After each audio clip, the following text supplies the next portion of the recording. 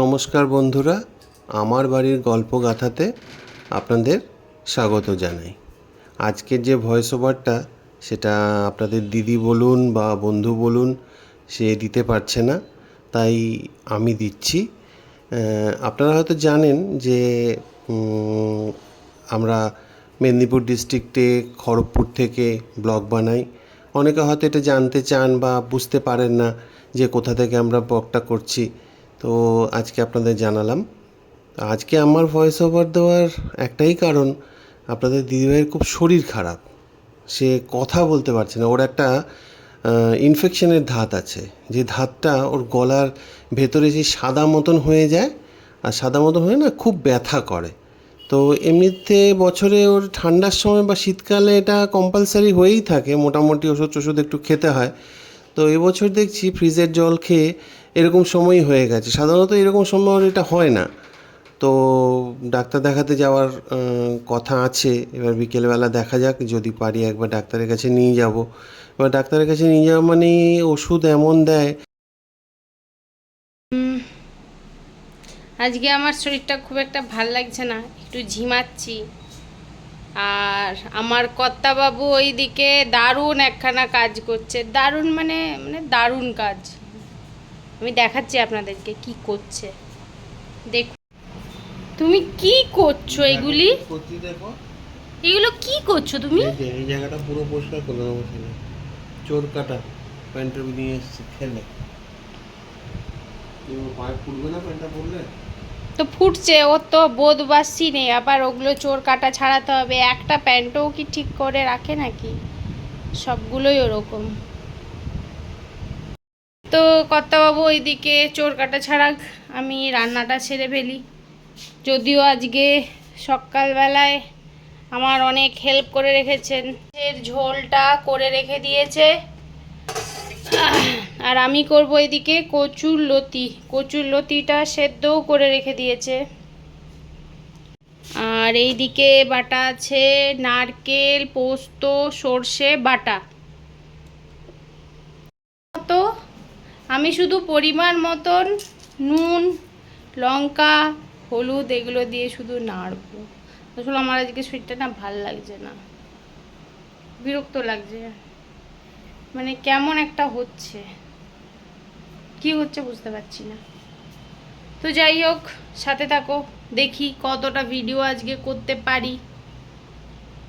রান্নাটা শুরু করে দিই, চলো। তো তেলে দিয়ে দিচ্ছি কালো জিরে।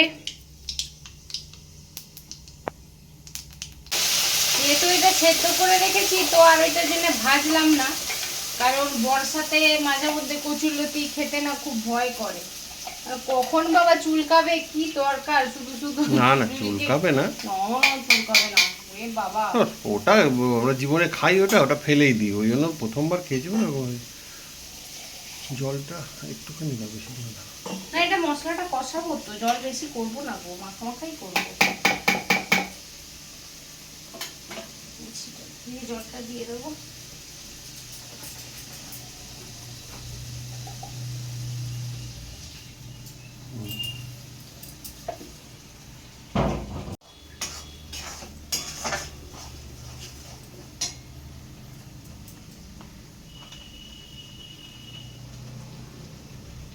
তো দিয়ে দিলাম হলুদ, আচ্ছা অল্প একটুখানি লঙ্কা গুঁড়ো দেবো, কারণ কাঁচা লঙ্কা অনেকগুলো দিয়েছি, অল্পই দিলাম, খুব বেশি দিলাম না।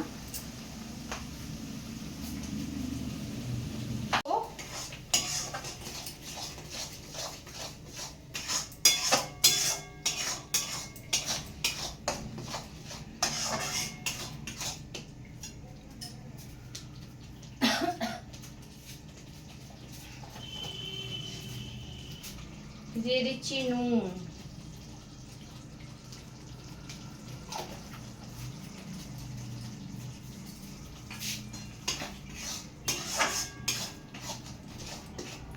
বৃষ্টি হচ্ছে, তার উপরে প্রচণ্ড গরম। আর আমার একখানা মানে অদ্ভুত রোগ আছে, শরীরে জল কম পড়লেই অসহ্য পেটের যন্ত্রণা হয়। তো আমার সেই রকমেরই একটু পেটের যন্ত্রণা হচ্ছে, ওই জন্যেই থাকছি একটু করে না জল খাচ্ছি। বন্ধুরা, আমি কিছু সেরকম বলি না, কিন্তু এবার বলছি, এনার জলাতঙ্ক রোগ আছে। জল দেখলেই তুমি অ্যালার্জি। কামড়েছিলে আমাকে, তারপর থেকে হ্যাঁ, ঠিক আছে, আমি কামড়েছি, আমার অস্বীকার করছি না। জলাতঙ্ক রোগের জন্য উনি জল কম খান। তো এবার জল সারাদিনে যদি 1 গ্লাস মানুষ জল না খায়, তাহলে পেট ব্যথা, কেন আরো অন্যান্য অনেক জায়গায় ব্যথা হওয়া উচিত, কিন্তু ওনার শুধু পেট ব্যথাই হয়। ভগবানের অশেষ কল্যাণ। আমার তো ইচ্ছে ওর সর্বাঙ্গই ব্যথা হওয়া উচিত। আর আপনারা বলুন যে জলটা কতটা খেলে একটা নর্মাল মানুষ বেঁচে থাকতে পারে। ওনাকে 1 বালতি জল দিলে উনি 3 দিন চান খাওয়া, চানটা পারবে কিনা জানি না, চানে প্রচুর জল লাগে, মোটামুটি 1 গ্লাস জল ও 3 দিনও চালিয়ে দিতে পারবে, এটুকু আমি জানি। কথাটা ভুল না, কথাটা একদমই সত্যি। তো সব ডাক্তাররা যেই দেখে সে বলে জল খান, আর আমার জলটা না আমি একদম খেতে পারি না। শুধু জল তো মানে খেতেই পারি না, ওই ডাবের জল বা মৌরির জল বা এইরকম ধরনের লেবুর জল, গ্লুকোজ, এইগুলো হলে ঠিক আছে। ওগুলো তো প্রচুর খরচা সাপেক্ষ, তাই না? এত খাওয়া যায়?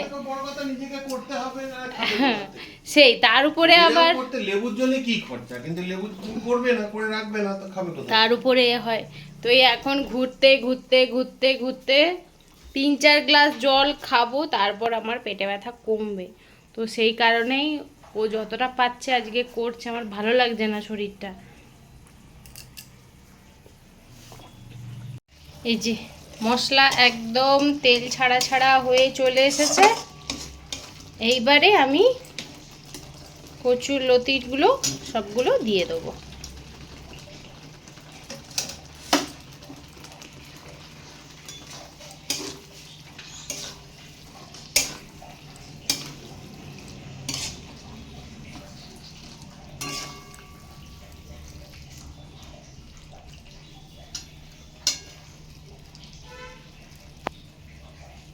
তার সাথে দিয়ে দিয়েছি অল্প করে চিনি। এইবারে এটাকে ভালো করে নেড়ে নেব।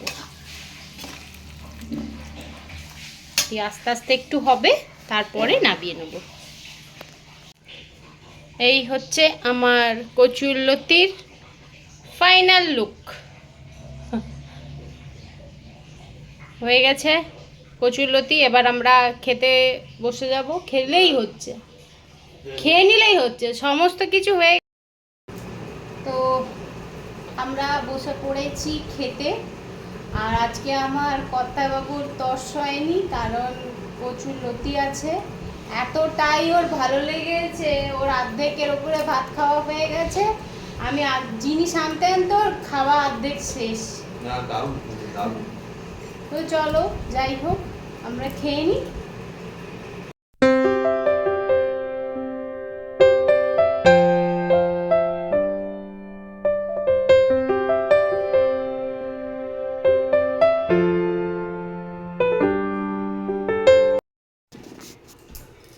এরপরে দুপুরবেলা খাওয়া দাওয়া করে একটুখানি শুয়েছিলাম, দুজনেই শুয়েছিলাম, কিন্তু ওর ঘুম আসছে না, পাশোপাশ করছিল। তারপরে বিকেলবেলার দিকে দেখলাম মাসকাবাড়িটা দিয়ে গেছে। তো আমি বললাম ছেড়ে দাও, আমি সব বোতলে ঢুকিয়ে দেবো, ডাব্বায় রেখে দেবো। সে শুনবে না, না তুমি গুছিয়ে রাখতে পারবে না, তুমি ঘেমে যাবে। তো সেই কারণে সে একটা একটা করে ডাব্বা নিয়ে ধরে ধরে তার কোনটায় কোনটা থাকে, কোনটায় কী রাখলে সুবিধা, কোনটায় বিস্কুট থাকবে, কোনটায় চাউমিন থাকবে, সব আলাদা আলাদা করে সেগমেন্ট করা আছে তার। এটা যে যার সংসারে সব মেয়েরাই সেটা করে থাকে, সেটা জানি। আমি শুধু একটু মেনটেন করার চেষ্টা করি এই পর্যন্ত। গুছিয়ে রাখা তার দায়িত্ব, সে নিজের হাতে তার সংসারকে গড়েছে। এটা আমি বলতে পারি স্বামী হিসাবেও, যে সাপোর্ট বলতে শুধু তার পাশে পাশে থাকা, এটুকুই করেছি। একটা সময় ঘর বার সব দিক দিয়ে সে করেছে, কিন্তু এখন যে কোনো কারণেই হোক বাইরেটা বন্ধ করিয়েছি। এখন পুরো ঘরটাই সে একাই করে। আমি শুধু তাকে একটু এই চা করে দেওয়া বা একটু সাপোর্ট করে দেওয়া বা দোকান থেকে টুকটাক কিছু এনে দেওয়া, এইটুকুই করি। কেননা বাজার হাট কোথাও একা আমাকে সে পাঠায়ও না, আর পাঠিয়ে খুব টেনশন করে, 14বার ফোন করে। যদি সামান্য একটু দোকানে গিয়ে কিছু আনতে যাই, 14বার ফোন করতে থাকে। কেননা ও নিজে বলে যে আমি তো ঘর পোড়া গরু, আমি সিঁদুরে মেঘ দেখলে ভয় পাই। জানি না, হয়তো মানুষ আপনজনকে হারানোর ভয়টা মানুষের মধ্যে সব থেকে বেশি। আর ও শক্ত হাতে যেভাবে আমার এই স্ট্রোকটাকে হ্যান্ডেল করেছিল, যেটা আমি খুব ভেঙে পড়েছিলাম। মানে যখন অটোতে করে আমাকে হাসপাতালে নিয়ে যাচ্ছে, তখন আমি কাঁদতে কাঁদতে যাচ্ছি। আর ভগবানের দিব্যি করে আমি এটা বলতে পারি, আমার মাথাতে শুধু এটাই ঘুরছে যে ওর কী হবে, ওর কী হবে। আমার সত্যি কথা বলতে ছেলের কথাটাও সেইভাবে মাথায় আসেনি, জানি না কেন। খালি মনে হচ্ছে যে মাথার উপর ছাদটুকু ছাড়া কিছুই তো রেখে যেতে পারবো না। যদি আমার কিছু হয়ে যায়, ও কী করবে, কোথায় গিয়ে দাঁড়াবে? ওর মানে কোনো দিক দিয়ে সেরকম বল নেই, আমার কিছুই নেই, ধরতে গেলে আমার কিছুই নেই, শুধু মাথার উপর ছাদটুকু আছে, সেটুকু দিয়েই আমি রেখে যেতে পারবো। তো সেই টেনশনে আমি করছিলাম। সেটার জন্য আমাকে হাসপাতাল থেকে ছাড়িয়ে আনার পরে সেই বোঝানো, কাছে বসে মাথায় হাত বুলিয়ে আমি যখন একটু দুর্বল হয়ে পড়তাম, কেঁদে ফেলতাম। আত্মীয় স্বজনরা যারা দেখতে আসতো, আমার চোখে জল দেখে মানে ব্যঙ্গ করতো বা বলতো এটা যে, কিরে কাপড় চোপড়ে হেগে ফেলেছিস নাকি, সেই জন্য তুই কাঁদছিস? তো আমার না তখন খুব অসহায় লাগতো, যে আমি ভাবছি এটা কী বলছে। ও বলতো ঠিক আছে, বলেছে বলেছে, তো তুমি ওগুলো অত গায়ে মেখো না, তো আমি ভাবতাম যে একটা লোক বলে না যে ঠিক আছে তুই অত টেনশন করছিস কেন, আমরা তো সবাই বৌদির পাশে আছি বা দিদির পাশে আছি। এই কথাটা আমাকে কেউ বলেনি। আমাকে অ্যাকচুয়ালি ভয়েস ওভারও দিতে দেয় না, আরও একটা কারণ আছে, আমি একটু ইমোশনাল বা বলতে পারি একটু আবেগ বেশি। তো আমি অনেক সময় অনেক সত্য কথা ফট করে বলে দিই, যেগুলো বলে যে এগুলো সবাইকে জানানোর কী দরকার, এগুলো কেন বলো, এগুলো বলতে নেই বা বলা উচিত নয়। তো সেই কারণে আমি একটু দূরে দূরেই থাকি। তবুও ভাবলাম যে আপনারা যখন ওকে এত ভালোবাসছেন, এত কাছে আছেন, তো মনে মনে একটা ভরসা পাচ্ছি যে যাই হোক ও একটা রাস্তা পেয়েছে, ভালো লাগছে। তো দেখা যাক এবার কতদূর ও এগিয়ে যেতে পারে। এই ভিডিওটা তাহলে আজকের মতন এখানেই শেষ করছি।